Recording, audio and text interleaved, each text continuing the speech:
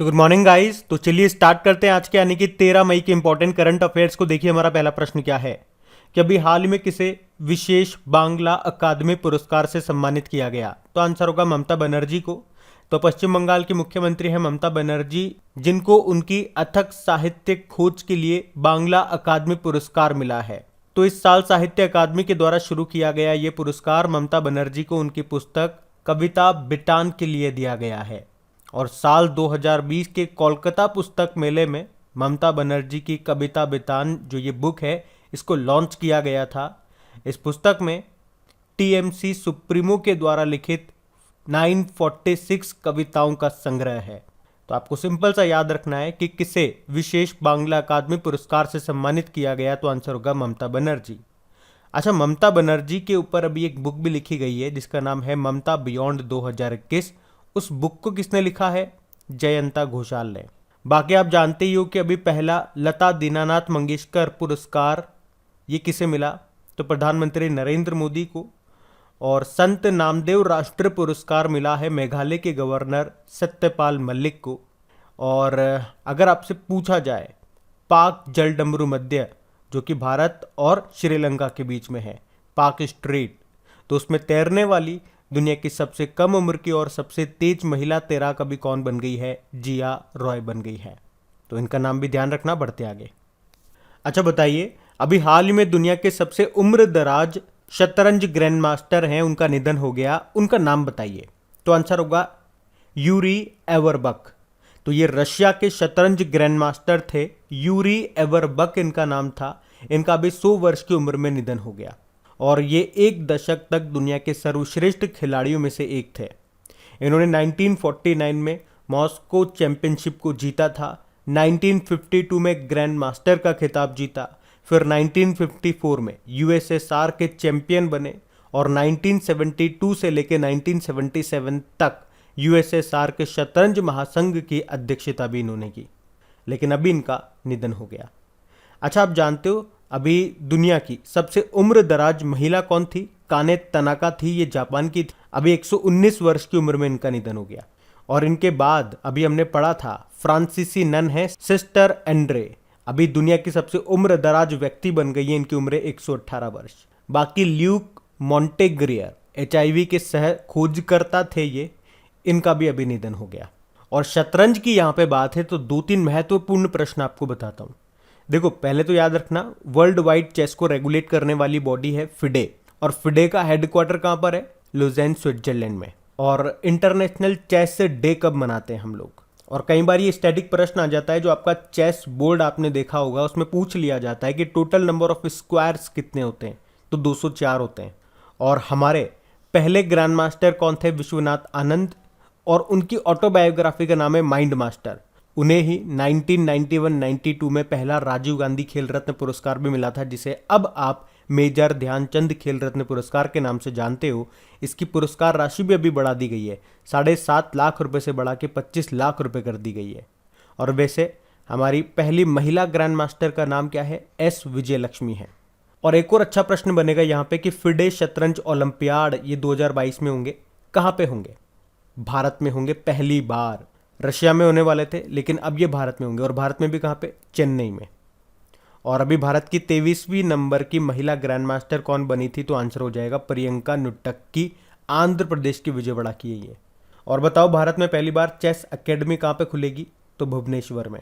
तो ये सारे पॉइंट ध्यान रखना। बढ़ते हैं आगे। चलिए बताइए, अभी मई 2022 में किस राज्य का मांगघर गांव देश का पहला शहद वाला गांव बन गया है? तो आंसर होगा महाराष्ट्र। तो महाराष्ट्र में महाबलेश्वर नाम का स्थान है, वहां पे एक मांगघर गांव है जो कि अब देश का पहला शहद वाला गांव बन गया है। यहाँ पे 80% जो आबादी है, मतलब अगर 100 परिवार यहाँ पे रहते हैं तो उसमें से 80 परिवार मधुमक्खी पालन करते हैं। और मधुमक्खी से आपको जरूर याद आएगा केवीआईसी ने प्रोजेक्ट हनी शुरू किया था, और अभी केवीआईसी ने ही भारत की पहली मोबाइल हनी प्रोसेसिंग वैन को लॉन्च किया था। बता सकते हो कहाँ पे? गाजियाबाद में, गाजियाबाद के सिरोरा गांव में। और अभी जो हमारे कृषि मंत्री हैं नरेंद्र सिंह तोमर, उन्होंने मधु क्रांति पोर्टल को भी लॉन्च किया था। वैसे वर्ल्ड बी डे कब मनाया जाता है? विश्व मधुमक्खी दिवस 20 मई को मनाया जाता है। और शहद की क्रांति को क्या कहा जाता है? स्वीट रिवॉल्यूशन, मीठे क्रांति। अच्छा, बात महाराष्ट्र की, और महाराष्ट्र को हम लोग कई बार पढ़ चुके हैं, तो आज मैं आपको कुछ और फैक्ट्स बताता हूं, कुछ और रिवाइज करवाता हूं। तो सबसे पहले आप मेरे प्रश्नों का उत्तर देते जाइए कि बताइए कौन सा गांव भारत का पहला कार्बन न्यूट्रल पंचायत बना? तो आंसर होगा पल्ली गांव। ये मिलेगा आपको जम्मू कश्मीर में। और अभी जम्मू कश्मीर का पहला गांव बना था ज़ेरी, जिसे दूध गांव घोषित किया गया था। और दूध से आपको याद आएगा दूधवाणी, याद आया? भारत का पहला सामुदायिक radio station, community radio station, जिसका नाम है दूधवाणी, इसका उद्घाटन अभी कहाँ पे किया गया था? गुजरात में। उसके अलावा अपनी सभी वयस्क आबादी को टीका लगाने वाला पहला गांव ये जम्मू कश्मीर का वैयान गांव बना था। और मणिपुर का है फेयेंग गांव, अभी कार्बन पॉजिटिव टैग पाने वाला ये पहला गांव बना था। और आपको याद होगा भारत का पहला सैनिटरी नैपकिन मुक्त गांव कौन सा बना? केरल का कुंभलांगी गांव। और बालिका पंचायत का सफल आयोजन किया गया था गुजरात के कुनरिया गांव में। अच्छा, यूँ बताइए सबसे ज़्यादा ओडीएफ गांव के मामले में टॉप स्टेट कौन सा रहा था? तेलंगाना। यानी कि तेलंगाना में सबसे ज़्यादा ओडीएफ गांव है। ओडीएफ मतलब ओपन डिफिकेशन फ्री गांव। तो ये सारे इंपॉर्टेंट क्वेश्चन मैंने आपको एक साथ बताया, इनको ध्यान रखना। बढ़ते हैं आगे।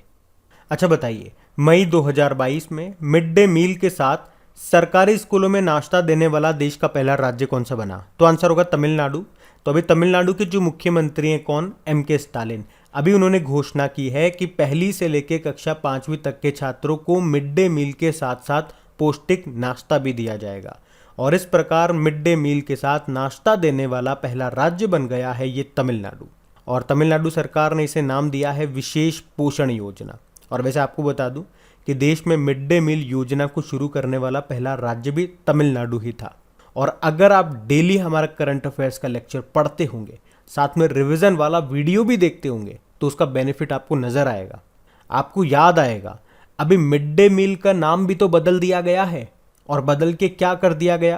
प्रधानमंत्री पोषण योजना। यहाँ पे पोषण का क्या मतलब हो गया? प्रधानमंत्री पोषण शक्ति निर्माण। वैसे जो मिड डे मील होता है वो तो कक्षा 1 से लेके कक्षा 8वीं तक दिया जाता है, लेकिन यहाँ पे जो नाश्ता है वो केवल 5वीं कक्षा तक दिया जा रहा है। अच्छा, अगर मैं आपसे पूछूं जीन बैंक परियोजना स्थापित करने वाला पहला भारतीय राज्य कौन सा बना था? उसके अलावा आप मुझे बताइए कि अभी किस राज्य का है जामताड़ा जिला, जो कि देश का पहला जिला बन गया है जिसके हर गांव में पुस्तकालय है, लाइब्रेरी है। ये 2 प्रश्न मैंने आपसे पूछे, उत्तर दीजिए। बाकी यहाँ पे बात तमिलनाडु की है, तो ये रहा मैप में तमिलनाडु। देखो कैपिटल इसकी चेन्नई है। चेन्नई में आपको चमड़ा अनुसंधान केंद्र मिलेगा। और हमने पढ़ा था फिडे शतरंज ओलंपियाड 2022 का आयोजन भी चेन्नई में होगा। यहाँ के मुख्यमंत्री कौन है? एमके स्टालिन है। द्रविड़ मुनेत्र कड़कम पार्टी इनकी है। और एक और प्रश्न इनसे बनेगा, इनके आत्मकथा आई है, उसका नाम क्या है? उंगलिल ओरुवन। और गवर्नर है RN रवि। और वैसे अभी तमिलनाडु का 38वां जिला कौन सा बना था? 38 नंबर का मयिलादुतुराई। भारत का पहला संगीत संग्रहालय भी आपको मिलेगा तमिलनाडु में ही। और अभी तमिलनाडु ने क्या कहा था कि वो 18 दिसंबर को अल्पसंख्यक अधिकार दिवस, माइनॉरिटीज राइट्स डे के रूप में मनाएगा। उसके अलावा तमिलनाडु सरकार ने यह भी कहा था कि वो 14 अप्रैल को जो डॉक्टर अंबेडकर जी की जयंती होती है उसे समानता दिवस के रूप में मनाएगा। समानता मतलब इक्वलिटी। इक्वलिटी से आपको कुछ याद आया? स्टैच्यू ऑफ इक्वलिटी कहाँ पर है? संत रामानुजाचार्य जी की है ये। 216 फीट ऊंची स्टैच्यू मिलेगी आपको हैदराबाद में। उसके अलावा पहली बार एक समुद्री शैवाल पार्क, सीवुड पार्क बनेगा। कहाँ पे? तमिलनाडु में ही। और हमने पढ़ा भी था नेशनल डुगोंग कंजर्वेशन सेंटर, ये कहाँ पे स्थापित किया जाएगा? तो आंसर होगा तमिलनाडु में। डुगोंग मतलब होता है सी काऊ। अच्छा बताओ, भारत का पहला नेशनल फूड सिक्योरिटी म्यूजियम यानी कि खाद्य सुरक्षा संग्रहालय, ये कहाँ पे स्थापित हुआ? ये तमिलनाडु के तंजावुर में। और तंजावुर में ही आपको बृहदेश्वर मंदिर भी मिलेगा। अभी आपको याद होगा तमिलनाडु के चेन्नई में सड़क पर रहने वाले जानवरों के लिए भारत की पहली एम्बुलेंस भी शुरू की गई थी। अभी मद्रास हाईकोर्ट के नए चीफ जस्टिस बने थे मुनीश्वर नाथ भंडारी। और तमिलनाडु में आपको सत्यमंगलम टाइगर रिजर्व मिलेगा जिसको TX2 अवार्ड मिला था। तो ये सारे पॉइंट्स आप ध्यान रखना। बढ़ते हैं आगे। अच्छा बताइए, अभी हाल ही में अंतर्राष्ट्रीय नर्स दिवस कब मनाया गया? तो आंसर होगा 12 मई को। तो ये जो दिन है ये हर साल फ्लोरेंस नाइटिंगेल की जयंती को मनाया जाता है उनकी याद में। फ्लोरेंस नाइटिंगेल, इनको मॉडर्न नर्सिंग की संस्थापक भी कहा जाता है। उन्होंने क्रीमिया युद्ध के दौरान लालटेन देकर के घायल ब्रिटिश सैनिकों की देखभाल की थी, इसी कारण उन्हें लेडी विद लैंप भी कहा जाता है। अच्छा, बात करें अगर इस बार की थीम क्या है, तो nurses a voice to lead, इतना आप याद रखो। वैसे पूरी थीम है nurses a voice to lead, invest in nursing and respect rights to secure global health. लेकिन आप आगे का एक छोटा सा पॉइंट याद रख लो, इससे आपको याद रह जाएगा nurses a voice to lead. अच्छा, मुझे आप बताओ नेशनल डॉक्टर डे कब मनाया जाता है भारत में? 1 जुलाई को मनाते हैं। अब इंपॉर्टेंट डे वाला क्वेश्चन फिर आ गया, चलो रिवाइज करते हैं इस महीने के सारे इंपॉर्टेंट डेज को। 1 मई को 3 डे मनाए थे आपने, उज्ज्वला दिवस, इंटरनेशनल लेबर डे और लाफ्टर डे, जो कि मई के पहले संडे को मनाते हैं। 2 मई को वर्ल्ड ट्यूना डे मनाया। 3 मई को एक तो वर्ल्ड प्रेस फ्रीडम डे मनाया, और 3 मई को अभी हमने वर्ल्ड अस्थमा डे मनाया, जो कि मई के पहले मंगलवार को मनाया जाता है। 4 मई को इंटरनेशनल फायर फाइटर्स डे मनाया। 5 मई को विश्व हाथ स्वच्छता दिवस, वर्ल्ड हैंड हाइजीन डे मनाया। 6 मई को अंतर्राष्ट्रीय आहार निषेध दिवस, इंटरनेशनल नो डाइट डे मनाया। 7 मई को वर्ल्ड एथलेटिक्स डे मनाया। अभी 8 मई को वर्ल्ड रेड क्रॉस डे मनाया था हमने, और अभी 11 मई को हमने राष्ट्रीय प्रौद्योगिकी दिवस, नेशनल टेक्नोलॉजी डे के रूप में मनाया। तो मई के सारे इंपॉर्टेंट डेज अभी तक ध्यान रखना, बढ़ते हैं आगे। अच्छा बताइए, अभी हाल ही में किस देश ने दुनिया का सबसे लंबा कांच का पुल खोला है? तो आंसर होगा वियतनाम। तो दुनिया का सबसे बड़ा या सबसे लंबा ग्लास बॉटम ब्रिज ये वियतनाम में खोला गया है, और इसे वियतनाम का बैक लॉन्ग पैदल यात्री पुल भी कहा जाता है। इसे व्हाइट ड्रैगन भी कहा जाता है, क्योंकि अगर आप दूर से देखोगे तो पूरे व्हाइट कलर का दिखता है, इसीलिए इसको व्हाइट ड्रैगन भी कहते हैं। लंबाई की बात कर लें तो 632 मीटर इसकी लंबाई है, जो कि एक विशाल जंगल के ऊपर 150 मीटर या 492 फीट की ऊंचाई पर स्थित है ये पुल। और इसी तरह का पुल के बारे में आपने पढ़ा होगा या सुना होगा, चाइना में भी आपको मिलेगा, जो अब तक तो सबसे लंबा कांच का पुल था, जिसकी लंबाई है 526 मीटर। लेकिन ये बनने के बाद इसने उसका रिकॉर्ड तोड़ दिया, क्योंकि इसकी लंबाई 632 मीटर है। और वैसे क्या कैपेसिटी है इसकी, मतलब कितने लोग एक साथ इस पर चढ़ सकते हैं, तो भी इसको कुछ नहीं होगा। ऐसा कहा गया है 450 लोग एक साथ चढ़ जाओ तब भी इसको कुछ नहीं होगा, ज़्यादा चढ़ोगे तो टूट जाएगा। बाकी वियतनाम की बात है तो ये रहा मैप में वियतनाम, कैपिटल इसकी हनोई है और करेंसी है वियतनामी डोंग। प्रधानमंत्री हैं फाम मिनचिंग। और आपको याद होगा 31वें साउथ ईस्ट एशियन गेम्स ये कहाँ पे होंगे? ये इसी साल, अभी इसी महीने में होंगे वियतनाम में। अच्छा मुझे बताओ, अभी दुनिया की सबसे बड़ी क्राइस्ट स्टेचू कहाँ पे बनकर के तैयार हुई है? तो आंसर होगा ब्राज़ील में, जिसको नाम दिया है क्राइस्ट द प्रोटेक्टर, जिसकी हाइट है 43 मीटर। और हमने पढ़ा था कि 7 वंडर में जो क्राइस्ट द रेडिमर है, जो कि ईसा मसीह की सबसे ऊंची मूर्ति है, ये उससे भी 5 मीटर ऊंची है। अच्छा मुझे बताओ, विश्व का सबसे बड़ा विमान, उसका नाम क्या था? वो यूक्रेन के पास था, रशिया ने उसको तबाह कर दिया, तो मैं अब यही बोलूँगा क्या था। उसका नाम था एंटोनोव 225, या उसे एक शब्द में बोलेंगे तो मारिया भी उसको कहते थे। तो ये ध्यान रखना, बढ़ते आगे। अच्छा बताइए, हाल ही में नाटो साइबर रक्षा समूह में शामिल होने वाला पहला एशियाई देश कौन सा बन गया? तो आंसर होगा साउथ कोरिया। तो अभी साउथ कोरिया, चलो आगे बढ़े उससे पहले तो आप कमेंट बॉक्स में ये टाइप करके बताइए, अभी साउथ कोरिया के नए प्रेसिडेंट बन गए, उनका नाम क्या है? तो यहाँ पे हम क्या बात कर रहे हैं, जो साउथ कोरिया है ये नाटो यानी कि नॉर्थ अटलांटिक ट्रीटी ऑर्गेनाइजेशन के cooperative cyber defence centre of excellence में शामिल होने वाला पहला एशियाई देश बन गया है। इसमें वैसे आपको टोटल 32 देश मिलेंगे, जिसमें से 27 तो नाटो के सदस्य देश हैं और 5 नॉन नाटो देश हैं, मतलब जो नाटो के सदस्य नहीं है वो है। इसकी जो स्थापना है ये cyber security research and training को ध्यान में रख कर के 2008 में हुई थी। देखो नाटो की बात करते हैं तो स्थापना होती है 1949 में, हेडक्वार्टर ब्रुसेल बेल्जियम में है, और इसमें मेंबर कंट्रीज कितने हैं? 30 है। और इसके महासचिव कौन है? जेंस स्टोल्टेनबर्ग, जिनका कार्यकाल अभी 1 साल के लिए बढ़ गया है। वैसे नाटो का मुख्य उद्देश्य क्या है? राजनीतिक और सैन्य साधनों के माध्यम से अपने सदस्य देशों को स्वतंत्रता एवं सुरक्षा की गारंटी प्रदान करना। और अभी आपको याद होगा नाटो ने अभी कोल्ड रेस्पॉन्स एक्सरसाइज का आयोजन किया था नॉर्वे में, उसके पहले नेपच्यून स्ट्राइक 2022 नाम से एक एक्सरसाइज की थी भूमध्य सागर में, मेडिटेरियन सी में, और अभी लॉक्ड शील्ड नाम का एक साइबर रक्षा अभ्यास का आयोजन भी किया था। कहाँ पे? एस्टोनिया में, और इसमें टॉप पे रहा था फिनलैंड।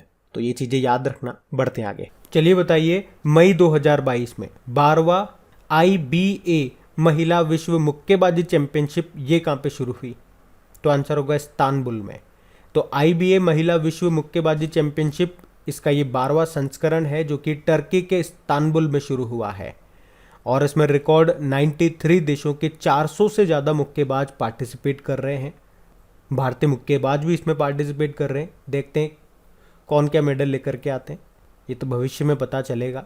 बाकी देखो, IBA यानी कि इंटरनेशनल बॉक्सिंग एसोसिएशन, जिसकी स्थापना होती है 1946 में, हेडक्वार्टर है लुज़ेन स्विट्जरलैंड में, और इसके हेड कौन है? Umar Kremlev. अच्छा, टर्की की हमने बात की थी ना, तो आपको याद होगा टर्की ने अपना नाम बदल के क्या कर लिया था? तुर्की ये कर लिया था। अच्छा बताइए, अभी हाल ही में आर्कियोलॉजिकल सर्वे ऑफ इंडिया ने किस राज्य में 5000 साल पुरानी ज्वेलरी फैक्ट्री की खोज की है? तो आंसर होगा हरियाणा। तो अभी हरियाणा के राखीगढ़ में, जो कि एक सिंधु घाटी स्थल है, वहां पर आर्कियोलॉजिकल सर्वे ऑफ इंडिया ने खुदाई के दौरान 5000 साल पुरानी आभूषण बनाने वाली फैक्ट्री की खोज की है, और ये हरियाणा के राखीगढ़ में भारतीय पुरातत्व सर्वेक्षण विभाग की अब तक की सबसे बड़ी खोजों में से एक है। तो यहाँ पे क्या क्या मिला? तो कुछ घरों की संरचनाएं, एक रसोई परिसर और एक 5000 साल पुरानी आभूषण बनाने वाली फैक्ट्री की खोज की गई, जिससे पता चलता है कि ये स्थल एक बहुत ही महत्वपूर्ण व्यापार केंद्र रहा होगा। यहाँ पे तांबे और सोने के आभूषण भी मिले थे जो कि हजारों साल पुराने हैं। अच्छा, इसी तरह से अगर मैं आपसे पूछूं कि धोलावीरा कहाँ पर है, जो कि एक हड़प्पा कालीन स्थल था, तो ये आपको मिलेगा गुजरात में। और ये भी चर्चा में क्यों था? क्योंकि ये भारत का 40वां वर्ल्ड हेरिटेज साइट बना है। वैसे आर्कियोलॉजिकल सर्वे ऑफ इंडिया की बात करें, स्थापना होती है 1861 में, नई दिल्ली में हेडक्वार्टर है, डायरेक्टर जनरल वर्तमान में है वी विद्यावती। और वैसे father of archaeological survey of India किसे कहा जाता है? अलेक्जेंडर कनिंगम को। और हरियाणा के बारे में तो हम बात कर ही चुके हैं, तो अभी बढ़ते हैं आगे। अच्छा बताइए, मई 2022 में $100 बिलियन वार्षिक राजस्व को पार करने वाली पहली भारतीय कंपनी कौन सी बन गई है? तो आंसर होगा रिलायंस। तो मुकेश अंबानी के रिलायंस इंडस्ट्रीज ये $100 अरब सालाना आय वाली पहली भारतीय कंपनी बन गई है। और अब जानते हो कि बाजार पूंजीकरण, मार्केट कैपिटलाइजेशन से भी ये नंबर 1 भारतीय कंपनी है, तो ये ध्यान रखना। बढ़ते आगे। अच्छा बताइए, अभी मई 2022 में किस देश को वर्ष 2022 से लेकर 24 तक की अवधि के लिए association of aviation election authorities का अध्यक्ष चुना गया? तो आंसर होगा भारत को। तो ये बात हो रही है association of Asian election authority की, जिसकी स्थापना होती है 1998 में। अभी इसकी बैठक कहाँ पे हुई थी? मनीला, फिलीपींस में, और वहां पे भारत को 2022 से लेकर 2024 के लिए इसका अध्यक्ष चुना गया है, तो ये आप ध्यान रखना। अब बात कर लेते हैं कल की वीडियो में पूछे गए प्रश्न के उत्तर की। तो कल के वीडियो में आपसे क्या पूछा था कि चौथे खेलो इंडिया यूथ गेम्स 2021 का शुभंकर क्या है? तो आंसर होगा धाकड़। आप सभी ने प्रश्न का बिल्कुल सही उत्तर दिया है। और गाइज प्लीज़, अगर सेशन अच्छा लगे, मेहनत अच्छी लगे, तो इसे लाइक ज़रूर करा करें, सपोर्ट ज़रूर किया करें वीडियोस को। आप सपोर्ट करते हो तो हमें भी एक मोटिवेशन मिलता है। अभी जैसे आपकी प्रैक्टिस के लिए इनकी क्विज भी बना करके अपलोड कर दी गई है आपकी क्रिक एग्जाम एप्लीकेशन पे, ताकि वीडियो देख करके वहाँ पे अच्छे से आप प्रैक्टिस कर सकें। जो भी अगर गलती होती है तो उसमें सुधार लेकर के आएँ। PDF भी आपको वहाँ पे मिल जाएगी। तो अगर वीडियो को अभी तक लाइक नहीं किया तो लाइक कर देना और शेयर ज़रूर कर देना। अब ये रहा आज का आपका होमवर्क प्रश्न।